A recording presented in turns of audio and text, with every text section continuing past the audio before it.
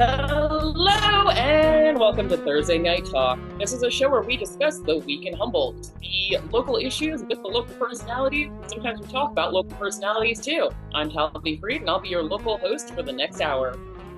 A Cal State system-wide strike achieved more in one day than half a year of negotiations and perhaps maybe even decades of negotiations in a lot of ways, depending on who you ask, and partial strikes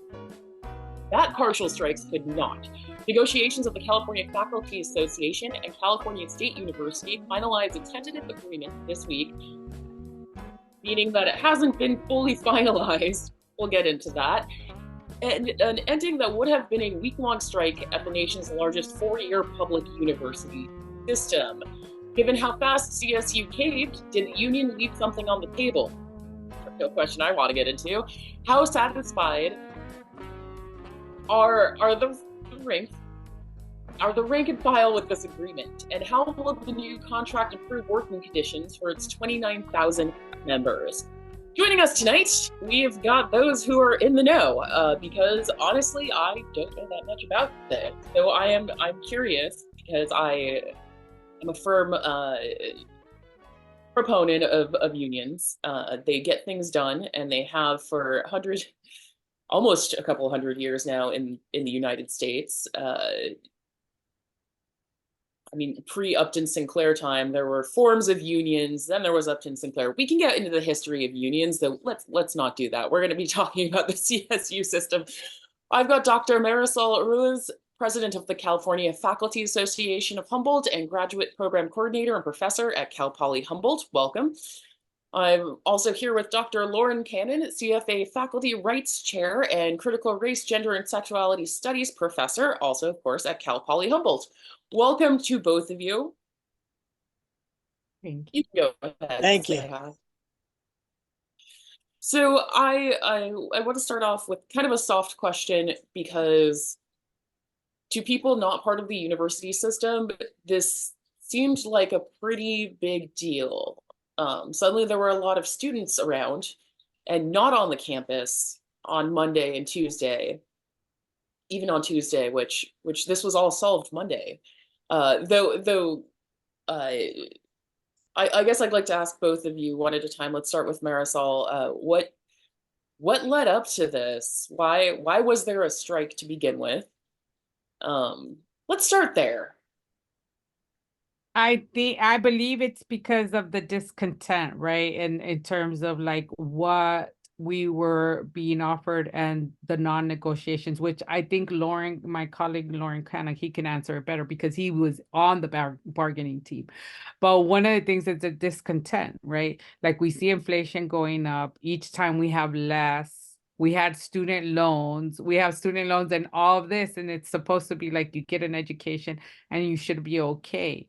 But a lot of people are not okay. Like they're struggling. And especially if you're first generation, people don't realize that when you're first generation, you're not only supporting your own kids, you're also supporting your parents and family members that are struggling. It's like first generation means that you have a little bit more cash than everybody else, and you're helping to support a lot of family, and a lot of our families struggle to get by. Because I come from working class. I'm not coming from the elite I'm coming from working class, so my family's working class, and even though they're hard workers, the economy right now in California, it's tough for people to survive. And we also felt that the inflation really hit us hard. So by first generation, do you mean first generation graduate? I mean first generation college students. First generation college students and first generation, getting a PhD and being a professor, like all of that. Yeah. And That's what I mean about first generation. And also it's like we also have a lecture pool that are 40% are lecturers that are being paid, um being paid even lower than everybody else. So first gen professors, I mean professors in general, single parents, having to get by on the salary with how high cost of living is in California. PG&E bill went up crazy, gas bills went up, and et cetera, and food. I mean, it's like what you used to pay, now you're paying 50% more for food. I doubt anybody listening would disagree with that, the inflation. Yeah, no, it's just like we think about it. So all of these things compiled, and also the workload. Like each time we get more work, like I love my students and I feel like I'm here for them, right? So I'll do the work and I'll stay with him until late. But sometimes, like, it's 7 p.m. I'm still here. I mean, it's 6 right now, but I'm still here. But yesterday I didn't leave campus until 8 p.m., right? So it's like sometimes you're having to do 8 to 8. It's like each time we have more work. And so we're also negotiating workload because it's like, okay, didn't we fight for the 40 hours a week? What's going on here? Sometimes when you love something, you stay longer, yes. But So I do also, want to get into specific numbers, though. Though first, I kind of still, because we're at the point where everybody's like, I am discontent, but why are people discontent right now? And Lauren, I want you to get into that and a little bit of the history, because I know there's been more short-term sort of strikes over the years and threats of it, and then somehow this one actually had something accomplished, sort of. Yeah, I'd be glad to answer that. And thanks for inviting Marisol and I, on this program. We love to, love Access Humboldt and love to share kind of what's been going on with us. As Marisol mentioned, I have been on the bargaining team for the statewide CFA for quite a while now, for this reopener contract and also the one before that. And I can discuss kind of what Marisol was talking about in terms of how we've gotten behind in inflation. But in terms of your original question, like why a strike, why now? Marisol is exactly right. It's about discontentedness. In terms of the bargaining process, I was in Sacramento at CFA headquarters, California Faculty Association headquarters. On the 8th, we met with management and we gave them a number of different proposals. We opened really on just a very few of the articles in our contract. Our contract is extensive. So this is a reopener. So it's supposed to be, let's get this done quick, right? There's just a few articles. And on the 8th, we presented some, proposals that were kind of walking towards what they wanted a little bit. And went back on the 9th, and we also had scheduled the 11th and 12th for full day bargaining. And, and we gave them proposals on the 8th, and we thought they were going to come back on the 9th with counter proposals, right? That's how this game is played. You inch a little this way and inch a little this way, and hopefully you find something that both sides can agree with. But they came in on December 9th, and it was pretty obvious within a couple minutes that they had no counter proposals at all. And they wanted to cancel December 11th and 12th in terms of those bargaining meetings. Frustration on the part of us, in the CFA and on the bargaining team is that, we've been meeting over the summer, we have, we do want to talk about salary for sure. That is a economic justice is social justice, but we had other proposals as well, other articles, health and safety. Marisol mentioned workload, paid parental leave. We had those articles, and they hadn't talked to us about those for months. We're like, listen, like we've got a lot of stuff to talk about, and when they refused to give us counter proposals on the 9th, wow, the writing was on the wall. We had already said that if we didn't see some some real movement on their part, that our 1 week strike was already planned. And when they walked out on us on the 9th, we knew, like, all right, this is what we're gonna do. We have no choice. We have exhausted our logical arguments. We have exhausted giving them counter proposals that make sense. What we have now is collective power. And that is the most powerful thing in union negotiations.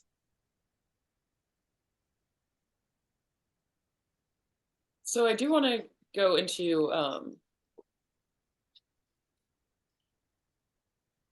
so the strike, depending on who you asked, worked.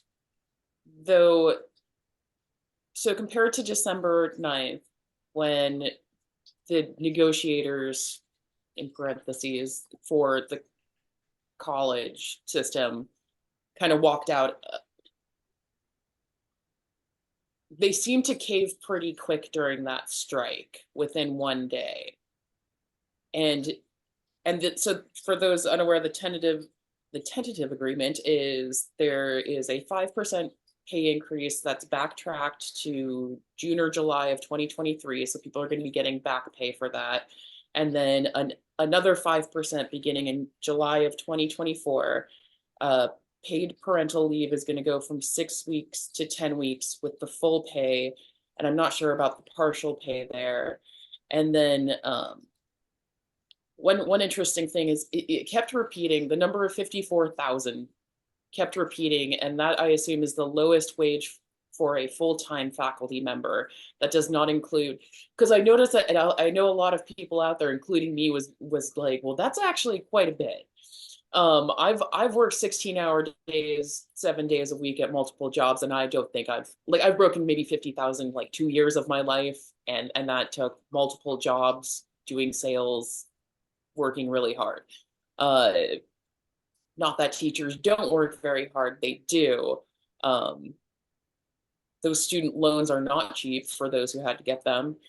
And so I'm listening there. I'm hearing things out, though for a lot of people that is a lot of money to begin with. So then there's the untenured student aides that are also now going to be getting benefits. Because the number 54,000 kept being thrown out in different articles I read, which is the lowest wage for a full-time professor for like a brand newbie before the increases. And then I kept hearing that the lowest paid person, not a professor, is still going to be getting at least a $3,000 per year increase. Yeah, Marisol, do you mind if I take this one? No. Okay. Yeah. So one thing, and you did mention the 5% retroactive to July, another 5% general salary increase going to go into play this next July or June 30th, I think, is for 2024. There's also a step increase in there of it's a SSI increase, but we don't have steps, but it's kind of similar. It's a 2.65 increase. That's general salary increases for everybody. But when you're mentioning kind of the 54,000, you're right. And from my perspective, I'm a lecturer, which means I don't have the option of tenure. It's not that I haven't got tenure yet.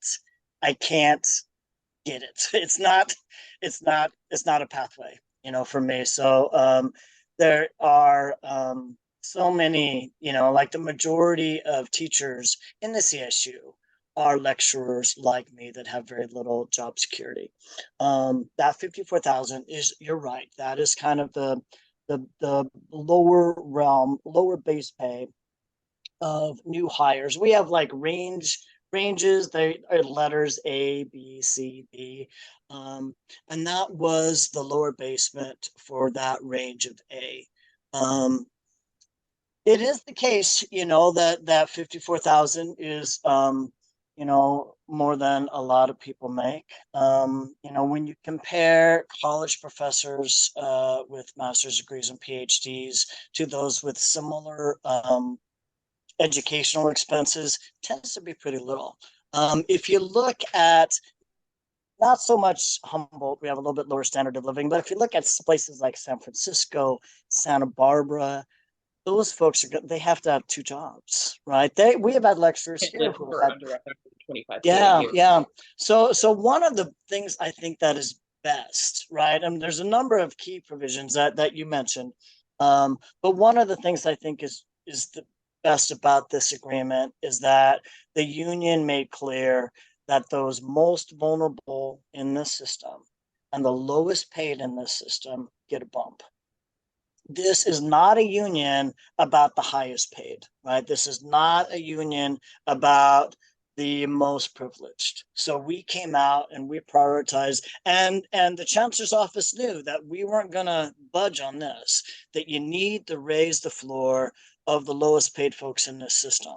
That's the most important. So in terms of those, what we call the range of A, they got a 21.6, they will be getting on all 21.6% raise, and those in range B a 15.1% raise. And I think that is well deserved, and I think it sends a really important message, both to the chancellor's office, to CFA members, and everyone in the state of California. I mean, the CSU educates so many of us in the state of California. There's few families that don't have a tie to a CSU. So I think that's a really important message to send. Marisol, did you want to add anything onto that? I also think, like, when we think about professors, like in Humboldt, we are paid less than the and I'm going to quote the market value of a professor, right? Because we're paid less than the market value, because chancellors, they get market value. I do believe I wanted to be in the CSU because this is where I got my education. I am from the CSU. I'm first generation. I got the opportunity to be in the CSU. And I also feel like we need to really challenge what the chancellors are making all over our California, because they're making millions, right? Almost $1 million. And that's the issue. And this is our public university. This is the people's university. We want to make it accessible to all, for all of us to make a living wage where we can support our families and our extended families, right? Because some of us have those responsibilities. So I think that this is really important for us to emphasize, that in a people's university, no one should be making almost $1 million. It's our university. We as taxpayers pay for this university. The whole system was created in a way for it to be free and accessible. And we try to put a policy as CFA, AB 393. At one point, it was pushed down. We had people fighting for it, for tuition to be free, because I believe an educated California is better for all of us.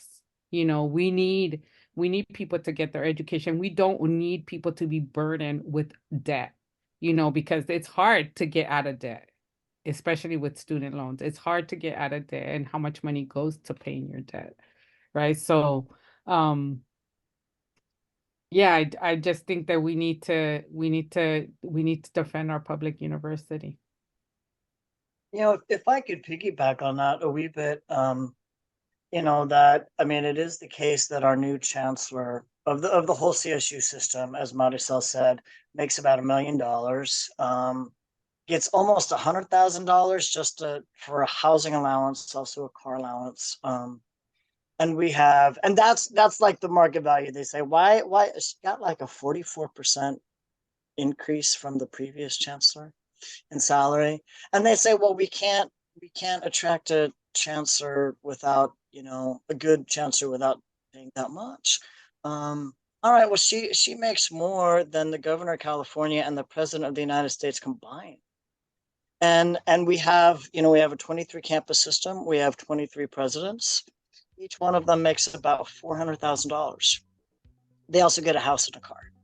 That's about what President Biden makes. So basically, the state of California is funding 23 people that make as much as the president of the United States. So I agree with Marisol. This is about distributive justice. Yeah, and it's also let's close the wealth gap. And this is the board of trustees. The governor appoints the board of trustees. They vote on what they want to pay the new chancellor, and that's the issue. It's like if we think, oh, where's our money going? Well, it's going to that. It's going to an administrative blow that needs to be cut. And it's our money. And anybody working in this system needs to say this is for the public good. This is for us. This is so. Marisol, you're definitely onto something. We're going to take a quick break and be right back here on Thursday Night Talk.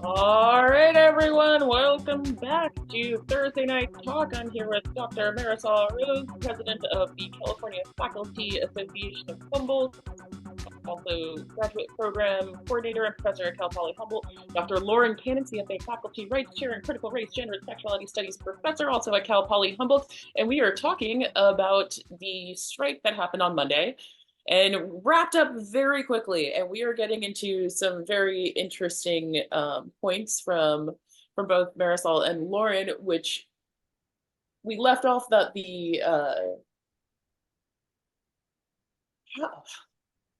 always wonder how to say things sometimes, and this is one of those that I'm like, this is delicate phrasing. Though there is a income gap between, so it's almost like there's kind of an impoverished level of working versus making $400,000 and receiving a house and a car, which would be chancellors, or the chancellor gets over $1 million per year. Yeah, she makes about $1 million, and she gets a house and a car. And the 23 campus presidents make on average about $400,000 and a house and a car. I'll work for $40K in a house and car. I'll be honest. I know you should be the chancellor, and that's what I'm saying. I'm sure they'd love to have me. Well, I do want to go back to the union part because they're all excluded from the union. All chancellors, presidents of the colleges are not part of the union, because unions aren't there for the people who are already making money and in charge. The president of the United States does not have a union. Though, depending on the president, they do support unions. Right now, we've got one that does support a union, which is great. Yeah, we do have 6 different unions across the CSU, and CFA is for teaching faculty, counselors, coaches, librarians. Did I forget anybody? And then we have also a staff union. The Teamsters are also, I was gonna say, are there Teamsters involved? They seem involved in everything. Yeah. Well, they were going to strike with us, and then they settled at the 11th hour, and so we didn't get to strike with our Teamster siblings. But wait, so what did the Teamsters get to settle for? I don't know the deal they got. I think they got steps back in the contract. I think that was the big thing. They wanted to get steps back in the contract. Yeah. Steps as in like every year or 2 years, or you get some training and you get a raise per. Right. Yeah. Okay. We don't have that. Instead, each of those kinds of increases called a SSI needs to be negotiated. Yeah, because you already did 4 to 10 years of really hardcore training and paid for it out of your own pocket or through student loans or grants and scholarships, which hopefully everybody takes advantage of. Though we are going to be taking phone calls too. I almost forgot that. If you would like to call or you can text, please call 707-498-4146. This is only good for today, Thursday, January 25th. If you're listening to a repeat of this program, I'm sorry, if you call in, we're not going to answer. Though the phone number is 707-498-4146. And fair warning, please just ask your question and then we will take it from there because our phone system's wonky. Not as wonky as Redwood wonk, but pretty wonky. So I want to go back to the unions because it's something that is important. I mean, getting a 21.6% raise for those at the A level with it, which I assume would be like student counselors or maybe would that be It's new lecturers. In the A level, we don't normally have assistant professors, but new lecturers, and those who are in a similar range that are counselors, coaches. okay? So athletic coaches, things like that, or do you mean like student counselors? Athletic coaches. Yeah, like okay, which is not a lot of those at Cal Poly Humboldt right now, are there? There's what, rowing, rugby, and basketball and volleyball. oh, we got a few. We got a brand new triathlon program, which is fascinating to me because that's my sport. Yeah, we've got quite a few. Now I can't name them, but That's okay. That's our okay. rugby team just got a big award, right? So that's kind of cool. That We is got awesome. cross And country. the rowing team's always #1 in the country. Yeah. Or well, regionally, if not country. So we do have a caller on the line, Maureen. And so Maureen, if Go ahead, Maureen. I don't know if Maureen my can name's hear me. Maureen. I work for the California Faculty Association at Cal Poly Humboldt and helped plan the successful strike we had on Monday. And hi, Marisol. Hi, Loren. I wanted to ask you, I know for myself, I certainly had a whole lot of fun out there on Monday. And I felt like it's a real team building and community experience. And I wanted to ask each of you what your favorite or most inspiring part of the day was. Yes, I love the marching band, the solidarity, the talking to faculty, the laughing, and also the chanting. I love chanting. Chanting and just being able to talk with students and how supportive our students are because how loving and supporting our students were. Like people brought food, people brought cookies. I mean, they even offered to sing and DJ for us. So I feel like there's a lot of gratitude with us, with the professors here and just the professors, the coaches, the librarians, and the counselors. People are really grateful for the service that happens here. And so I just loved it. Like I felt loved and I felt like I gave a lot of love to a lot of the people that were there. So I felt like wow, we can have a new world. A new world is possible where we have solidarity with one another, where we support one another, where we're here for one another and we uplift each other and we're not putting each other down. So I just felt like this is a good feeling of people power. Maybe I'll add my my answer to the same question, and that is just to say that in the bargaining process and all these months of meeting with the chancellor's office team and meetings with CFA bargaining team, I mean it's a really hard process, right? And negotiations are hard. I mean, because as Marisol was saying, we aspire to a better world. We aspire to a better CSU for our students and for the people of California and for the workers there. And when I was out on the picket line on Monday, I saw that wow, like the power of the collective. Faculty members are not the most easy to organize, really. Like we like to sit in our office and read books and do that kind of stuff. That's how we got to be, faculty in the first place. And to see us collectively, come together not only sent a really clear message to the chancellor's office in this particular iteration of negotiations, but really sets the tone for later. This was the very first 23 campus statewide strike. And I'm not sure that they thought we could pull it off. And we did pull it off all across the state, from San Marcos and San Diego all the way up here to Humboldt. And so I think what that means is our faculty got a little bit of taste of our collective power. We are going to reopen bargaining again in summer of 25. This does not last long, right? We're going to be back at the table relatively soon. And now our faculty know what the power we have when we all come together to get even a better contract this next time around. That's what I thought was. So you are planning on renegotiating down the line, which seems pretty par for the course. That, I can't imagine the CSU system's going to suddenly be like, in 3 years, like, we should really negotiate this and see what's best for everybody here. It's going to be another fight. It's not a fight, but a battle. It always is. Each of our contracts, has an end date. And as I said, this was just supposed to be a reopener on a couple of articles.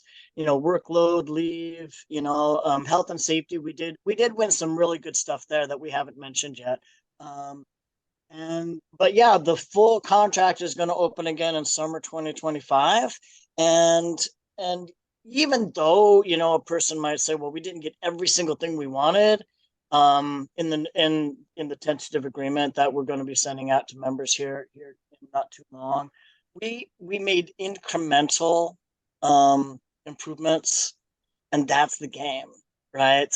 That's the game. You have a good idea that's not in the contract. First step is to get it in the contract. The next step is to strengthen it in the contract. That's the game here, and I think we're ready to play that game and win. So somebody did text message. I don't know who it is, but they texted to our production line, stop the scam. And this leads me into something that, so there's a difference between a strike and a protest. So the teachers going on strike would be because they are working individuals working for the organization, and they're saying, I'm not going to give you my time and energy because you're not paying me enough to do it. Whereas, say, if the students protested because of the unfair, systematic oppression, literally oppression that is caused by the high price cost of education, of predatory loans, of all of that would be a protest. If they went, I'm not going to go to class anymore, I'm not going to pay my fees, I'm not going to do anything, that would be a protest. Though I'm seeing somebody saying stop the scam, and this is how I'm taking it. I guess everybody can take it their own way. Though stop the scam of the collegiate system, which is often very, very predatory to both the employees and to the students. Because no matter, like, you can be the smartest, most intelligent person in the world, and you can maybe not have that equity. You didn't grow up with the equity of somebody who had the right connections. You're gonna have it 10,000 times harder. Let's say you have family issues. Let's say you have something going on. That's all gonna be huge roadblocks. And the only way that you're gonna be able to do that is through predatory loans. So I think for students who are like, oh my gosh, I'm going, $200,000 in debt, and there's teachers that are striking because of this. Like, I think it was Marisol who said that you enjoyed talking to the students, and then at one point, Loren, the very beginning, I don't remember if we were already into the show or if it was before, but talking to the students about, they're learning from you and watching what you're doing, because being able to negotiate contracts and being able to negotiate for your rights and for what is actually true and fair is probably one of the biggest learning lessons that anybody's going to ever have to deal with in their entire life. Nobody's going to hand you exactly what you want, and you will have to fight for it. So that's how I took the stop the scam text. I don't know if that was right, but if they have our number so they can text back. They can text. Oh, yeah, and what I understood, maybe there's, I'm not, what I understood also is like, we do have a system where they are scamming us. I'm a taxpayer. I'm paying for this system too. Every student in the CSU, every taxpayer is paying for their education, right? As well as we're paying for our salaries and the salaries of the chancellor. There's an administrative bloat that needs to stop. The board of trustees needs to stop giving away our money to chancellors for, like you said, you'd be doing that job for 40,000. Maybe someone else would be doing. I think we need a people. This is the people's university. This university started free for everybody. It was a teacher college, and it was affordable, and that was the whole mission of the CSU, is to be affordable. And that's why I have friends in the CSU that told me they came to California because of the educational system. We were number one. We're not number one anymore. And we need to get our mission back on track. And back on track. And that is making sure that we make this affordable, that none of our students are taking student loans because they are predatory. And I'm with you. I have I have a student loan, right? So I'm with that. That is true. Education is about learning, or if we're going to be teachers, how the best pedagogies, understanding that and being able to implement those in the classroom, right? So for me, that's that this should be a free learning environment where we're able to talk and we're able to learn without the stressors. And I just think it is a scam for people that are making $343,000 to have a housing allowance when some of our students are hardly able to afford where to live. I think we need to get back to our mission, which is free and affordable for all students to come and get a college education. I think I think that's great, and that's part of what CFA is about for sure. Although it's outside our contract, and I would say too, like so many of us got into this business, and some people see it as a business, because of a love of learning and a love of ideas. As a philosopher, I think ideas have changed the world, and the conversation. Even I was just reflecting on my classes yesterday. I teach 3 classes on Wednesday, and even early in the semester, right, during a week that was going to be a strike week, I mean, we had some really solid conversations, and I really think that's valuable.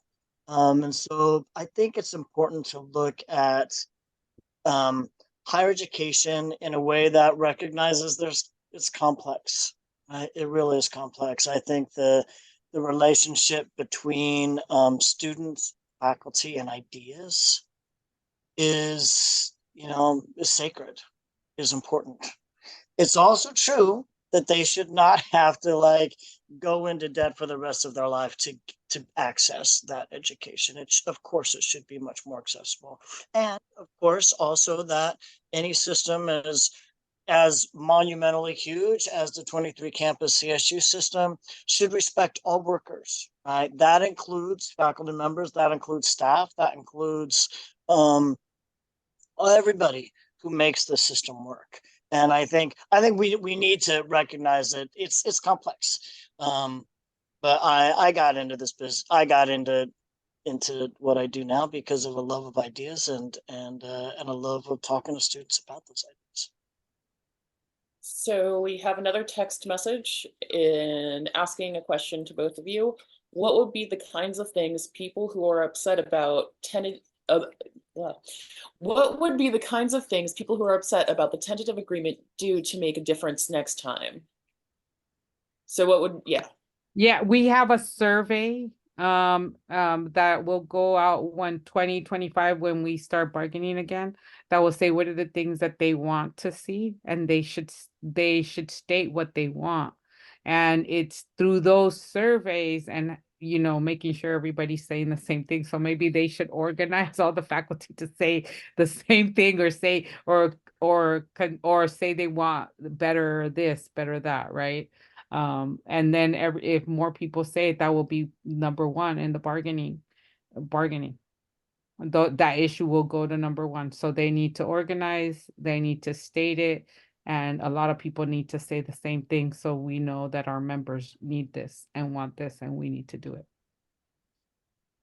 Yeah, I concur. The bargaining priorities that the bargaining team that I serve on, those come from the faculty, right? Those come from the survey that Marisol just mentioned. But I would also say in response to that question is, there needs to be an understanding of bargaining itself. It almost always involves like a little bit of heartbreak, because a person spends like 6 months attached to a certain outcome, and generally we do have to compromise. And CFA leadership said that, like, wow, this is a really good deal for our faculty members, and so we took it. Next time around, we're going to need people to engage. We're going to need, like, if a person wants a different kind of outcome, start being more active in the union. Start at the survey, ask questions about what's going on. We are totally welcome for more people to be involved in our union and our union activities. And that's, again, where we have the power. We will be right back after a quick break. You're listening to Thursday Night Talk.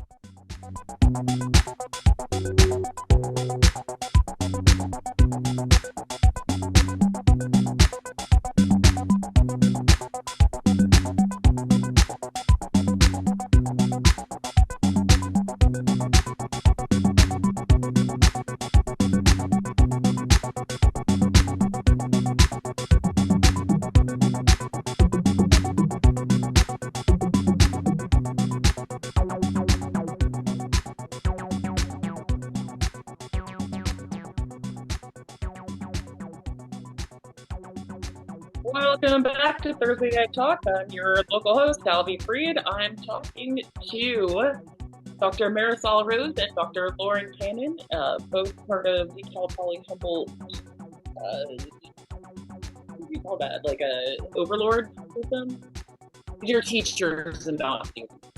No, you're not a chancellor making, over $1 million a year, and you're not a president making over $400,000 a year. Which I wonder, like, United States wide, is that what people make? Because I feel like the collegiate system is a business. Usually sports bring in a lot of money. That's why, say, like, University of Michigan coach, football or basketball coach, they make a lot of money. They make a whole lot of money because that's like a funnel into the NFL, or not NFL, NBA. We all know what I'm trying to say here. We all know. So I imagine they're making $400,000 a year, and I'm not trying to be like, oh, you don't deserve, the 5% pay increase, because I think everybody does. Though, is that fair? So Marisol. I think we really need to think about what kind of system do we want to live in, right? And also, this is our I want to make it clear, this isn't like other systems. Like the community college and the California State University is funded by our taxpayer dollars. It's our money. And so then we need to think about what it is. And yes, at the market level, all over the country, there's a good report that just came out at the private schools, and they are saying it's not sustainable for administrators to get this much money. And it is a blow that they want to do policy change. So administrators all over the country are making that much money. Right. So we need to think about it. And the other thing is that administrators have retreat rights to become faculty. So many times they were faculty and sometimes they became administrators and now have this, and then they have retreat rights to become professors. And that's something that we need to think about, because you would think but that's why I also think like people give them that much, or the board of trustees that runs this like a business gives them that much money, because then they're like, you have to be away from the people, away from the people. So so I think that that's important for us to note. I know all, you know, I know what you're saying in terms of salary. $100,000 is considered low income for people in the Bay Area. That's how expensive people are paying $3,000 rent. So when you think it's not only our campus, I think the other thing that people need to consider in terms of our campus and pay is that some of us haven't had a doctor in, even though we have insurance and we pay for insurance, we don't have doctors here, and we have to drive to and maybe rent a place in San Francisco to get a doctor. I think that's the difference with us, and that's why we get lower the market rate for the professors here, but we also spend a lot of money with medical care, especially if you have any health issues. But I think it's probably all of us who live in Humboldt County that we're having to drive to the Bay Area, especially if you have diabetes or some kind of illness that you need, you know, good medical care. You're gonna have to go to the Bay Area, or if you can't find a doctor here, you're gonna have to go to the Bay Area. And Wait, how many presidents are there in the CSU system? You said 26? 23 presidents. There's 23, and then each of them have quite there's a number of vice presidents who make a little bit less than the 400,000.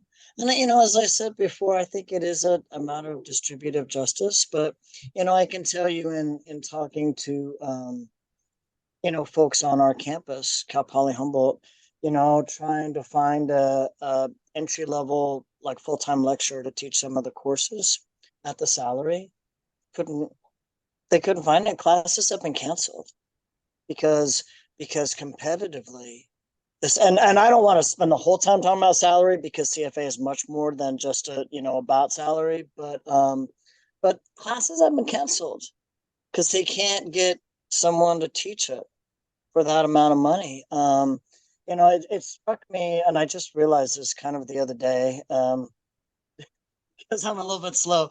But before I got my PhD in philosophy, I taught at a community college in Arizona. I have a bachelor's and master's degree in mathematics, theoretical mathematics. So I taught at a community college in Arizona for about 10 years, and then I went on to get a master's and PhD in philosophy after that, and then I was here.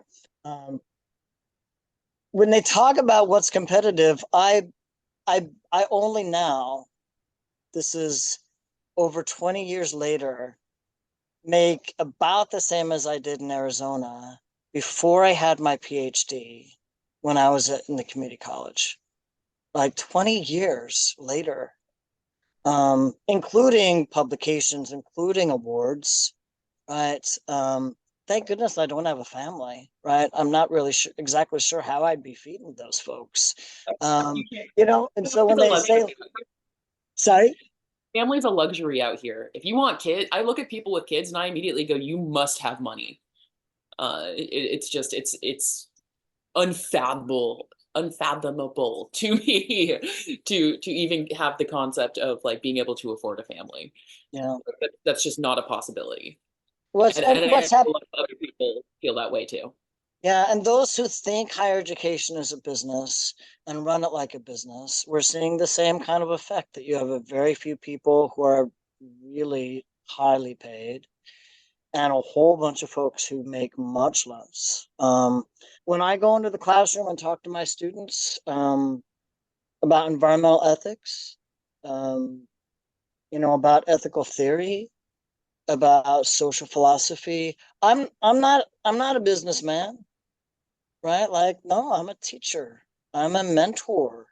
I want to talk about ideas, you know? So yeah, there's some people who treat it as a business, and they are treating it as a business in the sense of like making a lot of money off of it. But those of us in the classroom, in the library, on the field, you know, counseling our students with mental health counseling, that's not a business, right? We're here to serve students. And so I think the focus is much different, which is why sometimes you see, you know, conflicts and how we think this thing should be run. Yeah. And then the other thing is like we were really organizing because think about it, it's one counselor to 1,500 students. I mean, that's even a lot, but we have been fighting for that. And also to give our counselors tenure because sometimes they don't want to stay if they don't have tenure or and they also think their workload is a lot. Like there's a lot of people that have some of our students that suffer depression or anxiety. And here we have one counselor to 1,500 students. They get 6 sessions. And that's not enough. And so how we're thinking like, how can we serve our students? How can we do better? And that's one of the things that we were fighting for is one counselor for 1,500 students, which is still, in my opinion, a lot. That's, I don't want to use that term, but that's kind of nuts. And like that's not good numbers, especially for not that all students are within that 18 to 24, 25-year-old age range, but a lot are. And that is a young adult time where I know teenagers have their own issues, though 18-year-olds to 25-year-olds first time living out at homes. I mean, there's Hard. that's rough. That's It is rough. rough. I did that once. I don't ever want to do it again. Not the first time. I never want to go through the feeling of that's terrifying, and you don't know even how to get help if you need it. That's a whole thing. We are going to go into the round robin now. Each of you have about 3 to 4 minutes, and you can talk about what you want to talk about, though if you do need a topic, 3 minutes each. I know it was Maureen who's part of the Cal Poly Faculty Association, mentioned the victory on Monday.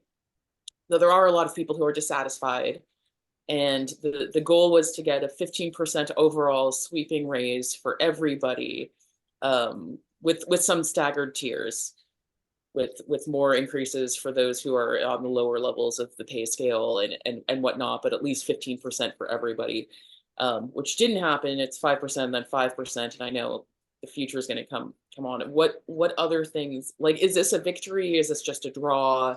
What further needs to be done for your own selfish reasoning? Like, make me a chancellor. That's cool. I'll take the $1 million in house and car. I'll give half of it away to charity. I like my car. I'll even sell the car and fund a future Scientists of America program within the college system, just because Space Force is going to be really cool in like 10 years. And we need to get students ready for it. So let's start with Marisol, and then we'll go to I'm going to give it to Loren because he's going to Okay. clarify some things. Yeah. All right. Let's start with Loren. Okay. Well, I might say that the original ask was 12, not 15%. So with a 5% and a 5% and SSI increase for those eligible, which is just about everybody, it's starting to look like 12%, right? And an increase in those who are in the pay of the most vulnerable, economically and often professionally. So just a quick clarification there, but I guess I'm happy. I think we made the right decision. If we would have gotten to Friday and not have had a deal, we would have had to escalate. We would have had to, call another strike. We would have had to do something. And so they did not want that bad press. They did not want to see the faculty members showing solidarity with each other and recognizing the power that we have. This is like the largest higher educational system in the country, and just shut it down like for a week or for a day. That's huge, right? And they didn't want to see that. So I actually am happy. I'm satisfied with pay increases, but more than that, I'm happy that we have incremental language workload. I'm glad that we increased parental leave. I'm not a parent, but that seems to be a big deal, right? Like, stay home with your kids, have a little bit of bonding time. This is a human experience, I'm assuming, unlike others. I'm really happy with our health and safety article, and that we are getting, again, incremental change in terms of having inclusive and safe restrooms, in having making sure that faculty members are have the right to union representation if they are interviewed by campus police. um, I think a number of these things are really beneficial, and it's beneficial for the faculty, and it's also beneficial for students, because if you treat faculty right, you're treating students right. Those were always going to be intertwined. And I think it sets it up, both the strike that was pulled off with so many hands on deck. This is a win, not just for the bargaining team, not just for like Marisol and I, who are like, leaders, but like it's a win because the people got out there on the sidewalk, right? And were willing to hold the line, say, yeah, don't treat us like this anymore. It's a win. And I have high hopes for the next full contract bargaining, that we are going to be able to make incremental steps on what we had just now in the tentative agreement. It does need to be ratified by members. Some members might say it's not good enough, and they have the right to do that. But we're going to make more incremental steps and continue to make the CSU a better system for students and faculty and staff. And so I'm happy. I'm happy with the outcome, and looking forward to flexing our power again if needed. Yeah. And I just wanted to clarify that our union also is about rights,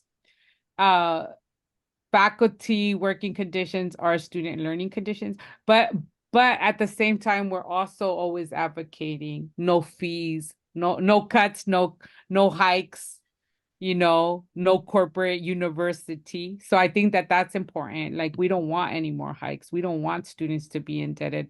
And we do work at the legislative to always try to have a bill that says no fees. We're not going to have any fees in education. I mean, sometimes we're successful, sometimes we're not. We haven't been successful in that, but we definitely disagree with the 6% fee hike that the students are going to get every year for 5 years. We are in opposition to that. And we've stood very clear that this is a political move, not our move, because then they try to blame put the faculty against the students, and that's not going to happen. So I say, what world do we want to live in? We need a taxpayer bill of rights where we're saying no one who is working with our taxpayer money gets to have market rate salaries of $1 million, nor, and you can pay your own housing if you're making $300,000 or $200,000. You can pay your own housing. Like, let's give it to our students so they could, let's use that money to create affordable housing for our students. Our students are struggling. And it's, this campus is about first generation students. The first time they're coming to campus, they're working class, they're struggling to get by. We need to be a more humane society, and the money needs to go where it needs to go. And we need to close the gap between the very, very top administrative bloat to the people working on the ground with the students. And this institution is about teaching and learning. We're learning with these ideas. We're creating a new world. And that's where the money needs to go, to our students, to the people that are making it happen, and creating a different California, because our students who graduate from here, they're amazing. They're doing such amazing things in schools with children, and even working at this radio station, right? So I don't know if this radio station in particular, but we're working in all sorts of places, and they're doing amazing work. My producer says, yes, we do have people from Cal Poly Humboldt. We also Yay, see? So Yeah, I think it's 1 in 10 get educated in the United States from a CSU system. We are a powerful system and we're making great things happen. That are maybe next show we can discuss textbooks and why are they so much. Well, if they're getting them from Pearson, we're corporate university. We need to fight against that. It needs to be by authors, $20. McLaughlin Exactly. monopoly on textbooks. But professors get to choose textbooks sometimes. So I'm looking at both of you. We got more to discuss. Unfortunately, we're out of time. I guess congratulations to all of the faculty that feel like the strike was a win, and there was a victory with the the 5% back, 5% in the future. If you want to hear more about it, just tuned in. Well, we're gonna be back next week with another Thursday night talk, but you're gonna hear a repeat of this tomorrow night. Thank you so much to Dr. Marisol Ruiz, president of the Cal Poly Faculty Association Humboldt and graduate program coordinator professor at Cal Poly Humboldt, Dr. Loren Canon, CFA Faculty Rights Chair, Critical Race and Sexuality Studies Professor at Cal Poly Humboldt. That was an interesting show. We had some callers in, which is awesome, some text messages.